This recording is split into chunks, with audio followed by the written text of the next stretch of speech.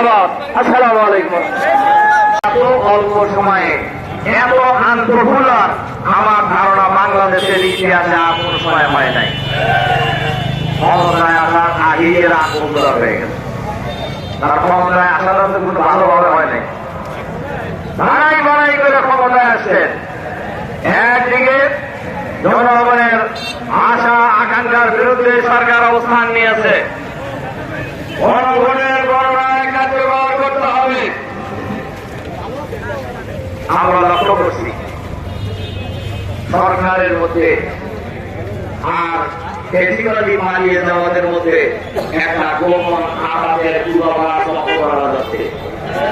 আমরা লক্ষ্য করছি তারা রাগ করছে, এরাও তাই করছে। আমি জানি না মাননীয় প্রধানমন্ত্রীর নলেজে এগুলো হচ্ছে কিনা।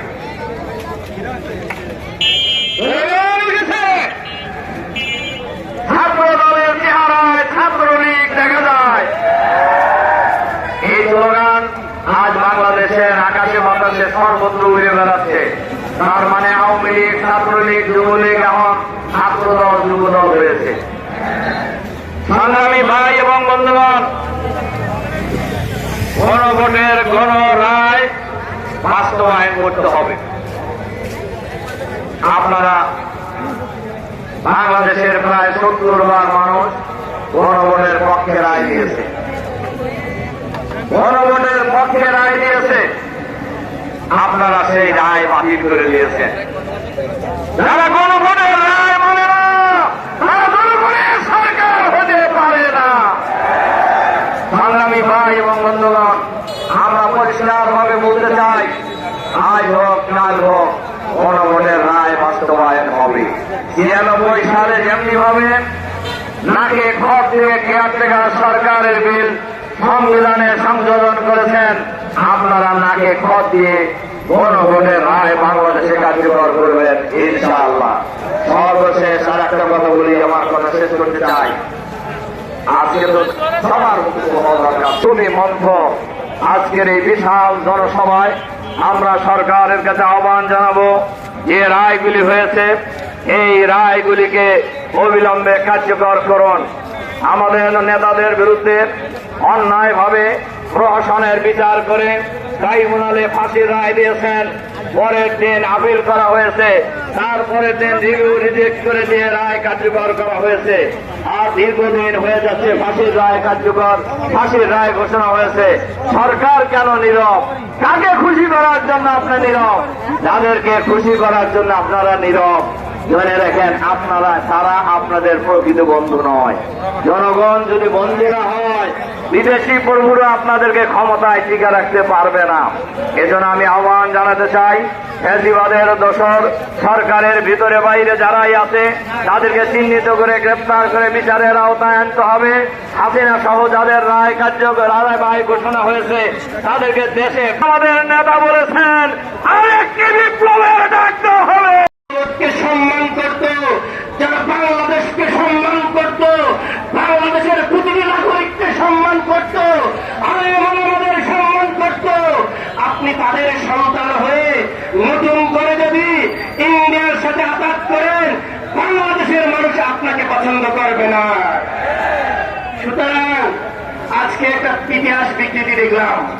আপনারা জানেন এক দফার ঘোষককে, এক দফার ঘোষককে নাহিদ ইসলাম কোন দলের হতে পারে, কিন্তু আজকে রাষ্ট্রীয় ডকুমেন্টারিতে এক দফার ঘোষক নতুন করে আবিষ্কার করলেন। কেন রে ভাই, নতুন করে কি ঘোষক দরকার আছে? নাহিদ ইসলামের নেতৃত্বে সব দল মত, হিন্দু মুসলিম ডান বাম, জামাত ইসলাম, ছাত্র শিবির, তৎকালীন বৈষম্য বিরোধী ছাত্র আন্দোলন এবং আমার বিএনপির ভাইদেরকে যারা এসেছেন সবাই মিলে ফ্যাসিবাদকে পতন ঘটিয়েছে, তাই নয় কি?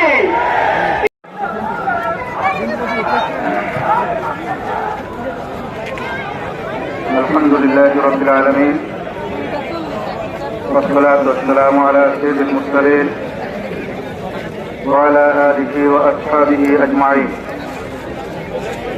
বাংলাদেশ জামাত ইসলামী এবং 11 যুবক গাজীপুর মহানগর এবং জেলা কর্তৃক আয়োজিত আজকের এই ঐতিহাসিক গণসমাবেশের সংগ্রামী সভাপতি বাংলাদেশ জামাত ইসলামী কেন্দ্রীয় কর্ম পরিষদের অন্যতম সদস্য গাজীপুর মহানগর জামাতের সঙ্গে আমি জননেতা জামাল উদ্দিন আজকে এই গণসমাবেশের সম্মানিত প্রধান অতিথি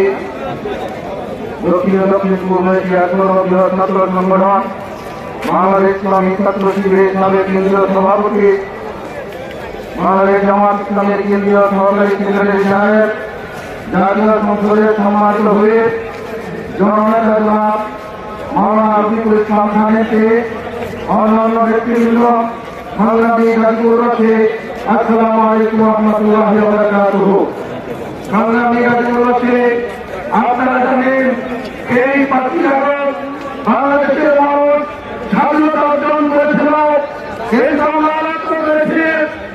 স্বাধীনতার পর থেকেই এই 5ই আগস্ট 2024-এর স্বাধীনতার পর থেকে একটি গোষ্ঠী ভারতের দাবিদারি করে আবার ক্ষমতাসীন হওয়ার স্বপ্ন দেখছিল। তারা ওই লন্ডনে বসে ভারতের কাছে দাসখত দিয়ে বাংলাদেশে এসে তারা ক্ষমতার মস্তকে বসেছে। আমরা উচ্চার করে বলে দিতে চাই, অতীতে স্বৈরাচার বাংলাদেশ থেকে পালিয়েছে, আপনারা স্বৈরাচার হওয়ার চেষ্টা করবেন না। আপনারা বাংলাদেশ থেকে পালিয়েও যেতে পারবেন না। আপনারা বাংলাদেশে ইতিমধ্যে শিক্ষা প্রতিষ্ঠানগুলোকে কষ্টের যন্ত্রণা শুরু করেছেন, আমার ভাইদেরকে রক্তাক্ত করে শুরু করেছেন, আমার রক্তের কথা বলছেন। এই ধরনের প্রতারণা বাংলাদেশের মানুষ বিশ্বাস করে না।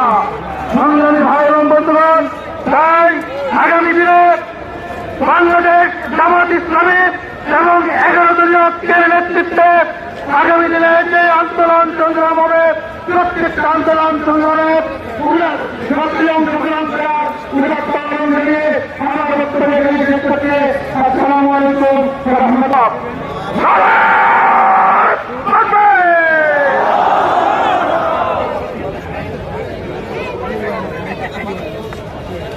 আসসালামু আলাইকুম ওয়া রাহমাতুল্লাহি ওয়া বারাকাতুহু। জুলাই আন্দোলনের 20 বছর পূর্তি উপলক্ষে আয়োজিত গাজীপুর এলাকার আজকের এই আয়োজনে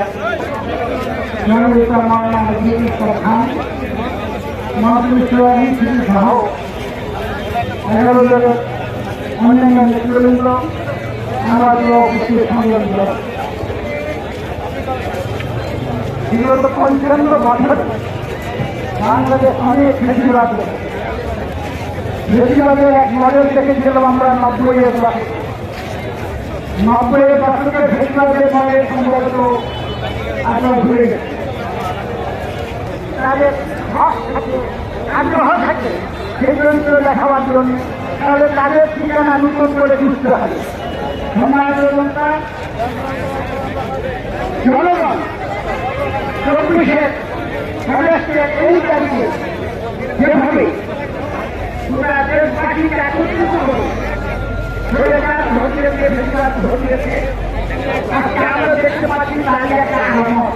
ইতিমধ্যে বক্তারা বলে গেছেন, ওই ফেসিবাদের পতনের মাত্র কয়েকদিন আগে থেকে প্রতিষ্ঠানগুলোকে যেভাবে যে রক্ত ভূমি খেলা খেলেছিল, আজকে আবার সেটাই শুরু করে ওই ফেসিবাদ। আমরা সত্যের কাজ করতে চাই। জনগণের যে জনরায়, এটাকে আপনারা এখন বলছেন এটা নাকি একটা ইতিহাসের ভিত্তিতে ঘটনাদের দলিলে আপনারা স্বাক্ষর করছেন, ঘটনার দলিলে আপনারা স্বাক্ষর করছেন।